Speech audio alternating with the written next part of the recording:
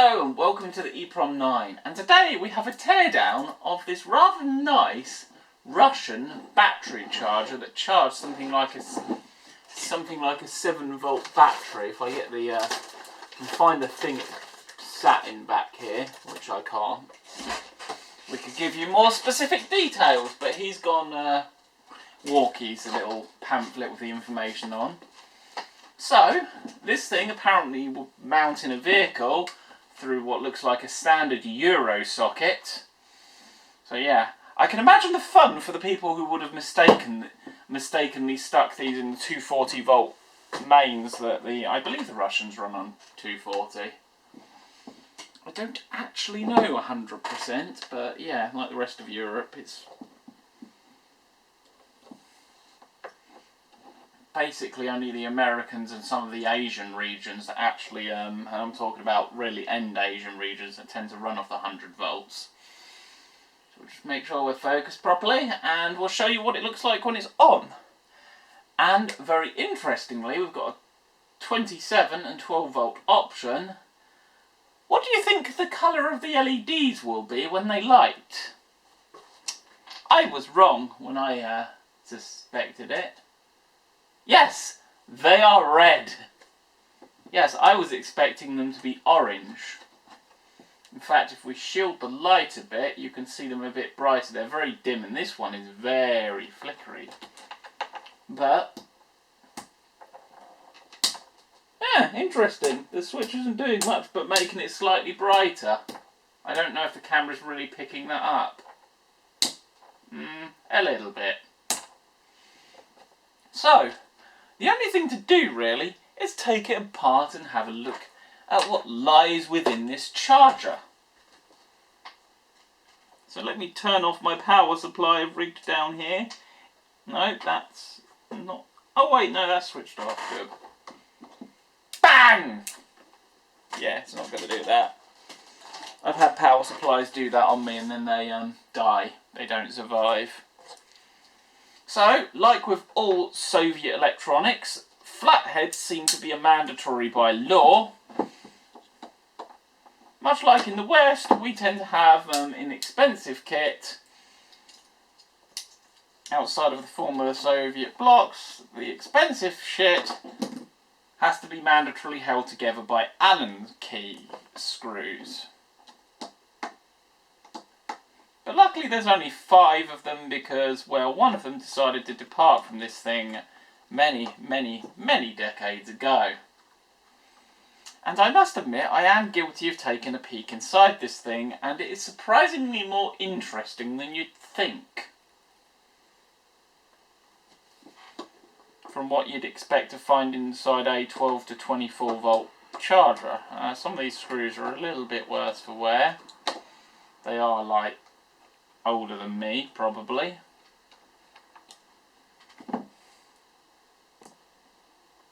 Because the Soviet bloc collapsed when I was born. I don't know if it's the exact month, but certainly when I was born. I'm as old as the death of the Soviet Empire.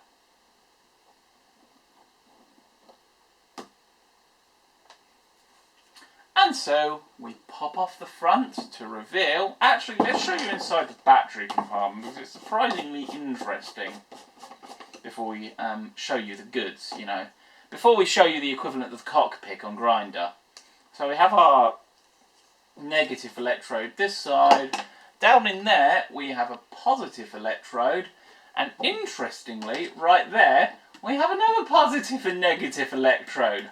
I'm not entirely sure what this one is about. It could be some form of thermocouple temperature sensor to make sure the cells don't overheat. But I am not 100% sure there. So now we'll give you the money shot. And what we have in here, well, inside the box there is all the wires hooking up to the mystery thing, and of course the terminals for the batteries, complete with ceramic insulators, because 7 volts is an incredibly high and dangerous voltage. And probably the bit where the more interesting bits lies with these 2 PCBs. So apart with the screw, and you got that lovely vintage Russian tech smell. And you're already seeing one of the golden shots. Oh, how fun. I should have pre-done these screws, shouldn't I? But I kind of want to do this in one shot. There we go. He's relinquishing his grasp. In fact, let's get a better screwdriver that's actually designed for this crap.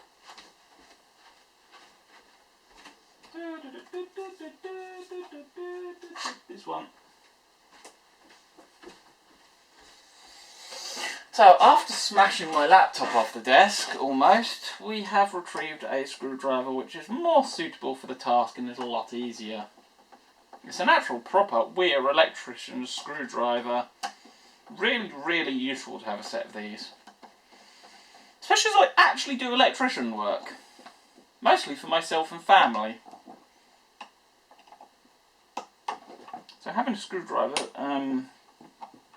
protects you from prodding your fingers into the and getting the tingle from Mr. 240 volts mains is not a bad thing, because that's a tingle you don't forget.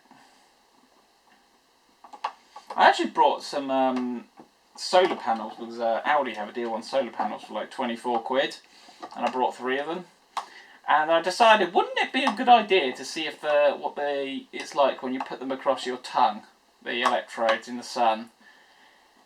Yeah, it's a lot more violent than a 9-volt battery, so don't do that. But I do need to get my brother to do it, because that would be hilarious. And seeing my brother in pain brings joy to my little black heart.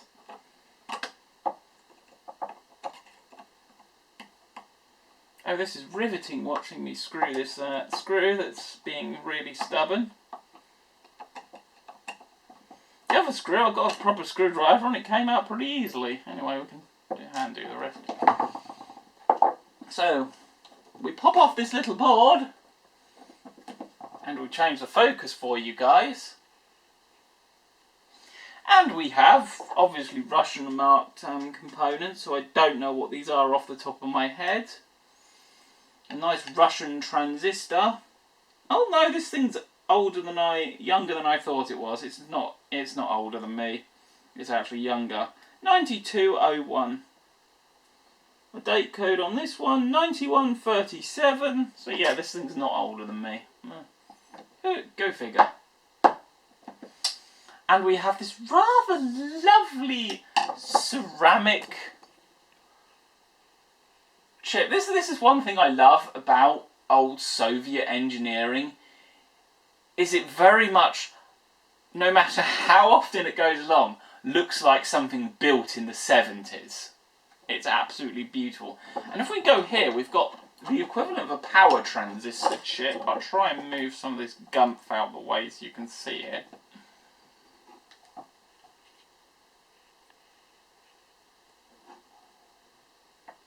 This power transistor chip, which will be a chip that basically has several power MOSFETs on there, no doubt. It is a 10B38, so it actually has a normal Western alphabet thing. I don't want to bend those too much because they're solid colour. This one is a 142EH1,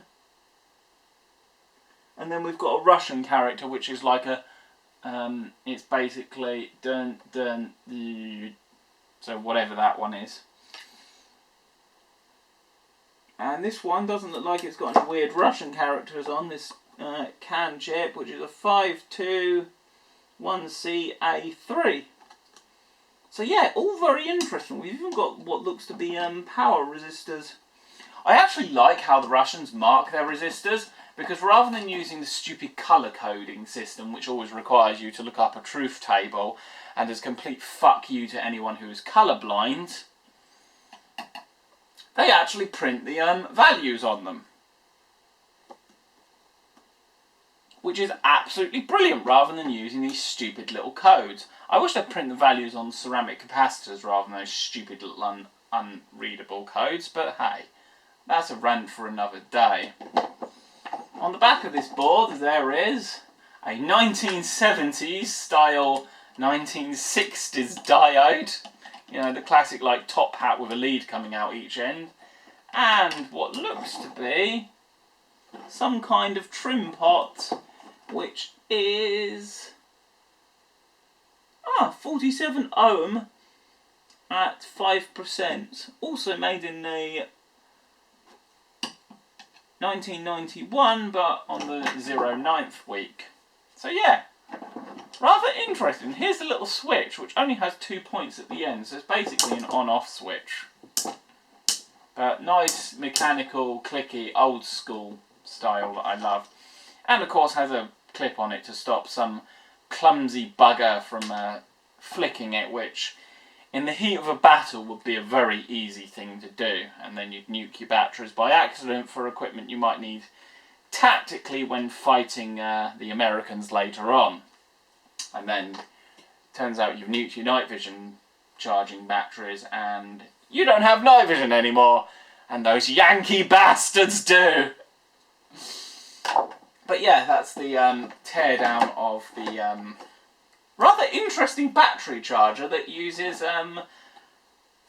surprisingly complicated amount of tech, so full battery management basically to ensure that it doesn't overcharge the battery and all that kind of jazz.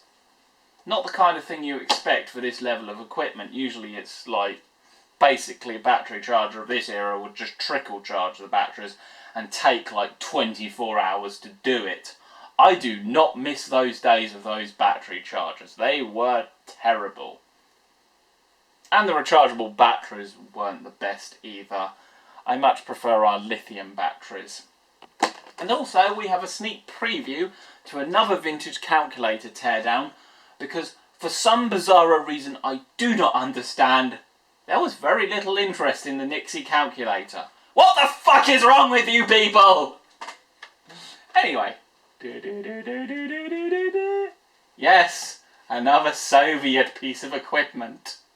Yeah, I do love Soviet engineering. There is just an absolute charm and awesomeness to it that just isn't in other engineering. And yeah, I actually do use this thing, so yeah. Reverse Polish notation, a very interesting way of doing maths. But anyway, thanks for watching, hope you enjoyed, and hopefully we actually get people watch this one, because it tends to be a little random.